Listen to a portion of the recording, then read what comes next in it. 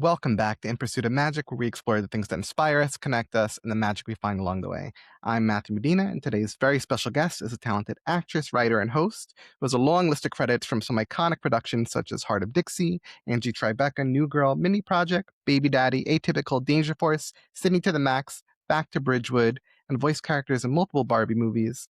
Also, you may know her the way I do from the 90s as Tanya Sloan, the Yellow Turbo and Zeo Power Ranger. She also hosts a popular podcast, Power Rangers Playback, with fellow castmate and Pink Ranger Catherine Sutherland. I'm very excited to welcome Nakia Burrise. Nakia, thank you for being on. Thank you for having me. Thank you, Matthew. What a nice introduction. Well, you have such an impressive resume of stuff and such a collection of like different things, which is really cool. And I'm really happy also you've gotten to work behind the camera and do some writing. But I have to ask first, in terms of the role you're most known for, which is Tanya Sloan. Uh, what was it like getting onto that show? And Power Rangers had already become a popular show at that point. So when you auditioned and got the role, what was that like coming onto it and kind of taking it all in? Well, I did not know what Power Rangers was. I was a college student, and I think that that was to my benefit because if I would have known how big it was, then I probably would have had a lot more nerves than I already had. It wasn't until I was on the show that I realized how big it was and what it meant to people. But I would say it wasn't until I did my first convention that I really understood how big and how much this show has meant to so many people. So for me, it's just, I'm still in awe that I did the show over 30 years, that it's still important. It's still important to so many people, and it meant so much to so many people. And to be a part of the franchise has just been an absolute blessing. Yeah, it's kind of amazing how the show has carried on for so long. And even though right now it's on a pause, it's going to reset again and it's going to come back. And there's still so much love for it. I mean, all these conventions, Power Morphicon, Ranger Stop, your podcast, it's just, there's so much love in this fandom, and everyone has like their team that they grew up with and they go to. But it's amazing to see. And I think Tanya herself had a very unique backstory with being a transfer student. And I'm wondering, what was the thing you love most about playing her? And was there any parts of your personality that you got to like put into it in the way that you portrayed her?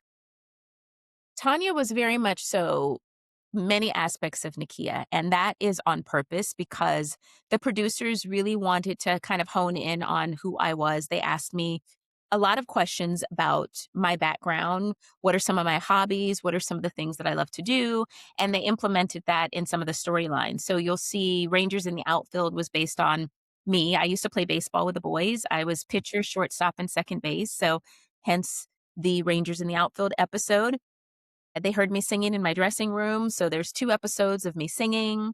Grew up as a very strong tomboy, so character-wise, Tanya was, very strong tomboyish, um, and very outspoken, and that is very much me.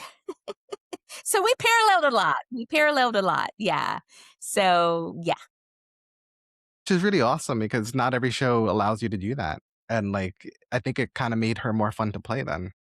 Thank you. Thank you very much. Yeah, it was I when I think back to when I was on the show, it was a dream. I mean, I was a junior in college studying film and television and theater, and to be able to be blessed with work before I graduated was just amazing. I mean, it was a dream. I remember being on set the very first time in the command center. This is before it was a new command center. And what the audience couldn't see was that there was about 50 people surrounding the set. And I was so nervous because they all wanted to see who this new Yellow Ranger was. And, in this industry, you're here today and gone tomorrow. So although I had booked the job, they wanted to see if I could cut it. And if I didn't cut it, then I'd be out. And so that was very nerve-wracking. But yeah, to be able to live my dream while I was still learning, um, I guess I could say at UCLA, was a blessing, absolute blessing. Yeah, I can imagine. And the fact that it then led to so many other roles where feel like every role that someone takes and every project they're a part of, they learn something new and they take it with them to the next job. And you went on to do so many different things. And so I'm wondering, after Power Rangers, how was your approach to roles evolved? And also your interest in writing, how did that grow? So, how is my approach in everything? I just take every job as it comes. I've done a lot of comedy. Obviously, Power Rangers was not a comedy. There were some comedic moments. So I've really I've enjoyed every project, to be honest. But I just when I do comedy, I just enjoy making people laugh. So whatever I can come up with, slapstick or not slapstick, it's just fun. But I always try to bring myself into each character as opposed to I have to take a piece of myself, even if it's a dramatic piece or doesn't align with something that happened in my life. I have to try to make it align in some kind of way so that it means more and that it comes across real and authentic. And then you had a second part question, which was I cannot remember. Well, yeah, your approach to roles and I guess how you look at things differently now in terms of the roles you go after or what they mean to you. Mm. Um, There are roles, in my 30 plus years in acting, there have definitely been roles that I have turned down because I am a Christian and unapologetically. And so there were some roles that did not align with my Christianity. And I'm also a mom and now I'm a grandmother. And so there's also things that I won't do. Um, and that can be a challenge in this industry when you say no to roles, then sometimes casting directors don't want to bring you back in. And that's fine, to each its own. But because I have a moral compass, there are certain things that I'm not going to do just for money. So I look at every role and see if it's something that I want to be a part of, and if it's not, then I'll decline the audition. And that's just who I've been from the beginning, and I will continue to be as my time on this earth proceeds. I think what's so important about that too is knowing who you are, knowing what you want, and then creating your own opportunities out of that, when those moments happen. I mean, you're also a writer and you have a lot of interest in comedy. You had mentioned that. And I remember seeing the videos you would post as Liz at conventions where you go up to the tables of your castmates and friends from conventions and how funny those were. And then to see that you made Back to Bridgewood is incredible. So what was that like to get behind the camera and well, also in front of it too, but also behind it and write it? I love it. And I did not know that I had a love for it until I started doing that. So in 20 I think it was 2012, I co-created a web series called Class Dismissed. And that was my first introduction to writing and producing. And it was on YouTube for 2 seasons. I ended up selling it as a movie, and it's playing on different outlets. But it's not in a movie format. There were web episodes that I just combined. But to be able to create your own magic, create your own characters, bless your friends with work. Because I have so many talented friends that are not getting the opportunities that I know that they could. To be able to bless my friends with work, to be able to orchestrate all of these things has just been amazing. And so that's what I'm doing now. I'm actually producing a couple of projects that I'm hoping to get out this year, or at least the pre-production part, and then the production part by the end of the year. um, but it's so, invigorating, and I just love it. It's totally different from acting, um, and to be able to sit back and watch the camera and see my friends and people that may not be friends but are now part of the cast create this magic, and to know that I'm a part of it, it's just it's just great. Really, really great. It's beautiful when it comes together and then you're collaborating with the right people and things just kind of line up. What do Yes. you think has been the biggest, I don't know, lesson or surprise in the process of creating stuff yourself and working with other people? The biggest surprise, I don't know if it's a surprise, it's an aha moment, and it's just like I get to say, "See what God has done." It's when I wrote and started. production on Back to Bridgewood because that was full scale production for me. The Class Dismissed web series, those were great, but it wasn't a feature film, and so to write an actual script, to see it come to fruition was just like, and to see it edited and done and out there to the masses, which as just letting the listeners know that you can watch Back to Bridgewood on every platform. The only platform it's not on is Netflix. It's on Amazon and Apple, and it's called Back to Bridgewood. And you'll see a couple of Power Rangers in it as well. Jason Font, who plays my doctor, and Serena Vincent plays a TV host. Um, but just to see it come alive was just jaw dropping. It's just, I don't know how else to explain it. I can imagine. And, the fact that you also, like you said, work with people who you become friends with and who are also like wanting these roles, wanting to do something fun, wanting to sink their teeth into something is really incredible. And you're no stranger to working with others. You started the podcast Power Rangers Playback with Catherine Sutherland, which seems also like a lot of fun. And so I have to ask, how is it like kind of reviewing the show and different episodes that maybe you haven't seen even all of them and looking at the show a little differently? It's been really great because when I left the show, I stopped watching Power Rangers. It was very when the way that we left the show was very challenging for me. I was very heartbroken. So I really didn't want to see any more episodes. And since then, I've made an amends with it and realized what Power Rangers, what a blessing it really is. Despite some of the things that occurred, it is still a blessing because I'm talking to you because of Power Rangers. I get to do comic conventions because of Power Rangers. I've done so much work after Power Rangers, but it doesn't matter. It always comes back to Power Rangers. So I see the blessing in all of that. Um, and see, I talk so much, I forgot what the question was. What was the question, Matthew? That how do you look at the show differently now that you're kind of Oh, rewatching it? so Power Rangers Playback has pushed us to look at other Power Ranger seasons outside of ours because we've had guests from Dino Charge, Time Force, from all different seasons, which I wasn't even familiar with. So we've got a chance to watch their episodes and just to see how different and how different it was with the Disney era. And then when Saban brought it back and took it to New Zealand, how things are even different there. But how it all just blends together, you know. So yeah, Power Rangers Playback actually introduced me to Power Rangers again and seasons outside of myself, which were, great. And cast Yeah. members as well. Whenever we get together at conventions, it's like a big family reunion. And when we do Power Morphicon, which is the largest Power Ranger con in the world right now, I meet new family members and it's great. Yeah, I can only imagine now that you get to see some of their seasons and you've been seeing some of these people a lot, that you get to look at them differently and like say, "Hey, this moment or this character that you were Yeah. playing," which is really cool. Yeah. It's What do you been think? it's been really great, and everybody is so welcoming when we're all when we're all together, it's like, eh, as as soon as you say, "Here's another Power Ranger, here's another," everybody's like, "Hey, welcome." It's so great. We have a great Power Ranger family.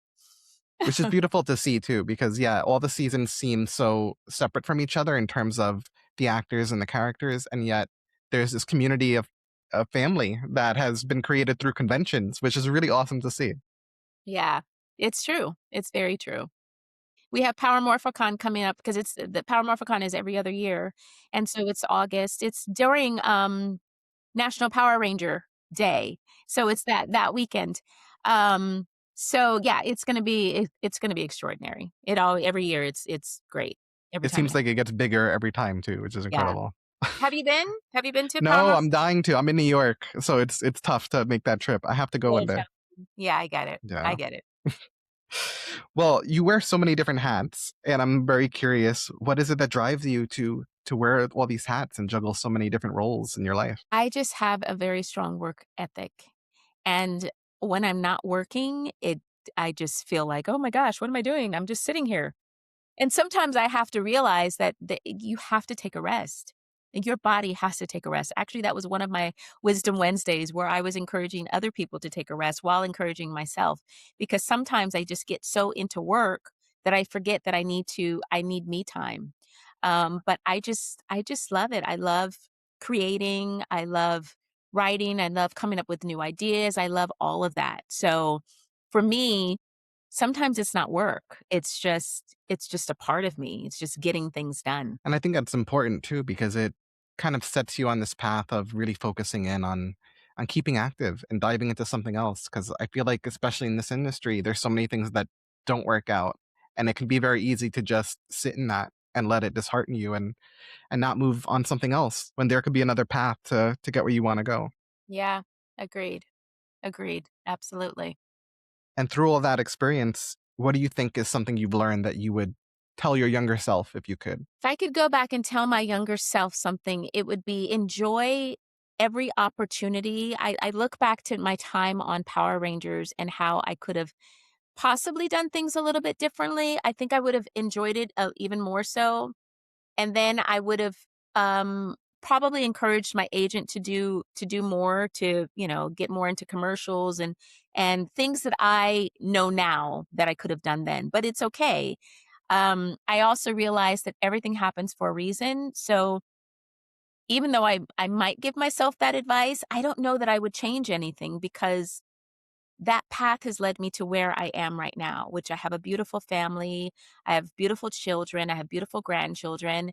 And if I would have done things a little bit differently, I may not have met my husband while I was on vacation in New York. I may not have, you know, all of these little elements that have happened in my life happened for a reason. And if I were to change some of that, I don't know that I'd still have the same outcome. I think it's a beautiful way to look at things, and there's a trust and a faith in that, that what's meant for you will happen, and you're gonna end up where you need to be, and things Yeah. work out to relax. Yeah.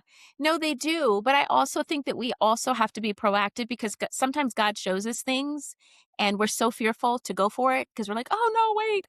No. There's a giant there. There's this there. There's that door that I can't open." And fear keeps us from obtaining what God has for us.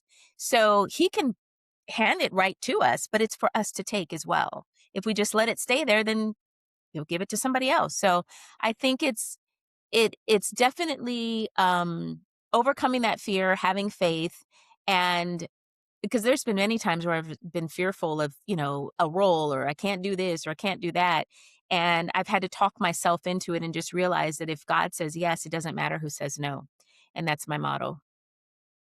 Absolutely, and I feel like I relate to that in that I went through the same thing before starting this podcast, and it was just like, "Oh, I don't know, it's such a big undertaking, like, who am I?" And sometimes we could be our own obstacle, and, like, getting past that can be very hard. And like you said, having a little faith, having trust, and just doing the thing, taking the action, being proactive, which is half of it. And I think the other half is sometimes when things don't work out and there's disappointments. And I'm wondering how you manage those moments to not let it put your light out. You know, there have been many moments. I love what you said that we are our own obstacle at times, and that is so true. We get in our own way, as my pastor used to say. Um, in this industry, you get told no more than you get told yes. Most people do. Um, and so there have been many moments where I have cried and why, Lord, that whole dramatic why. Um, and I sit in that for a moment. Sometimes I just want to sit in it because it feels good. And then I come back to reality that, well, God didn't give it to me for a reason. So just put your big girl pants on and move on. And that's what I've had to do.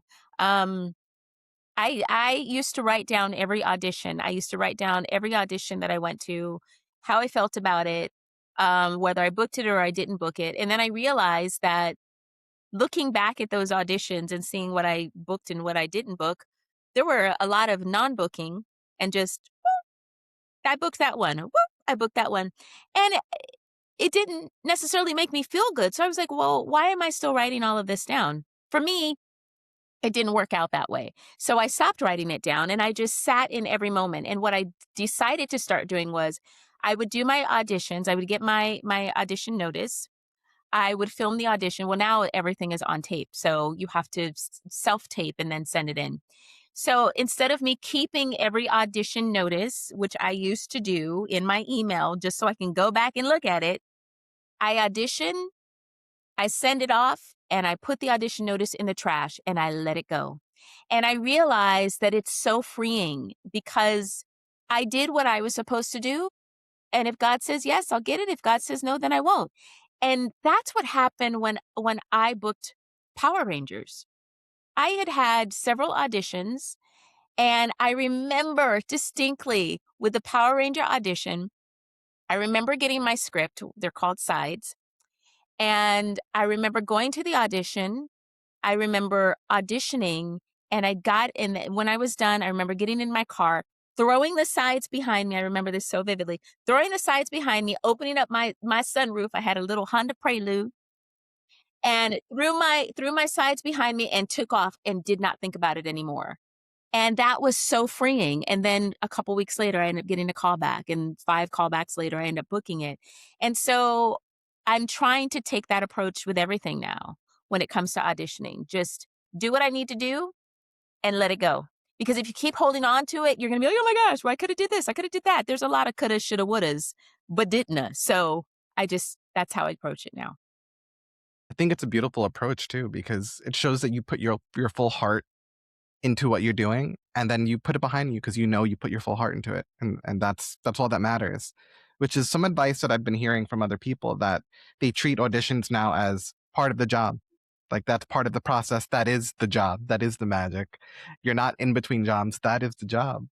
And so there's something beautiful about that too. That's true. That's a job that you don't get paid for, unfortunately, Yeah, but yes, it is a job. It is uh, you have to be a great auditioner at times, and some people are not great auditioners, and there's been many times where I haven't been a great auditioner, and there's other times I'm like, "Oh my gosh, that was a great audition." I felt so empowered and strengthened, and you still don't get it. So, it is what it is. What's for me is gonna be for me, and I don't wanna miss that opportunity by being so fearful and saying, "No, I'm not gonna audition. I'm gonna go for it." And if God says yes, then it'll be a yes. If he says no, then it'll be a no. Period. agreed. And I think that's where so much of the magic in the world lies. Which leads me to my last two questions, which is, where do you find magic in the world, whether it's in the industry or outside of it? And how do you hope to create magic for others? Where do I find magic in the world? I find magic by being present with my family. That is more that's more to me than anything, to be here for my family. And I've had to learn that through the years, because I was so everything I would drop everything for an audition. I would drop everything to be at a workshop or whatever. It was always centered around my career. And then as I got older, I realized that the industry doesn't love me like my family loves me. The industry is not going to be there when I am sick and hurt. My husband and my children and my parents, they're going to be there for me. And I need to invest more in them than I do in my career. My career is going to be there and that door will be open, but my magic is in the people that surround me, the people that lift me up, the people that inspire me. God who has blessed us with everything. It's God and my family. That's where the magic is. Um when I watch shows and I'm like, "Oh my gosh, this was an amazing cast. I would love to be a part of the cast," or "I could have done that better," or "did it," you're always looking at things like that. But when I'm on set as well, it's also magical. So when I get those opportunities to work, to be in my element, oh, there's nothing like it. I filmed 2 projects earlier this year. One that will be coming out is an action film called Paper Made, and actually Walter Jones is in it as well. Awesome. It's so funny. We've done 2 projects together and first didn't know that we were both in it. We both did House Party and, didn't know we were both a part of it, and now we're doing a movie called Paper Made. We're obviously not Power Rangers. Well, he actually played a Power Ranger in House Party because he was coming in as a celebrity but I played Funny. mother to Lattimore, to what is his name? To the lead. And then the other movie I filmed was a comedy, a rom-com, very, very fun. And actually, Kelsey, who directed my film, her and her husband wrote this film. So that was just so much fun. But I would say the magic is my in God and my family, and then it's also being present on set and getting the opportunity to do something that I love. And how do you hope to create that magic for others? By continuing to produce and write stories that people care about, that draw them in, that, breathe life and inspiration to them. That's that I wanna create family-friendly projects and films because I get so involved when it's a good series or it's a good movie, oh my gosh, I don't wanna stop watching it because I'm invested. I'm so invested, and I want people to be invested in the projects that I create, and so that's what I plan on doing. Well, I think you're being very successful in that, and I wanna thank you for being on and sharing your magic. You're a magic maker. Before we wrap up, I normally ask my guests to just say their name and tell everyone listening to go out there and do some magic. I am Nakia Burrise, and, let's go out and do some magic, guys. You heard her. Till next time, everybody.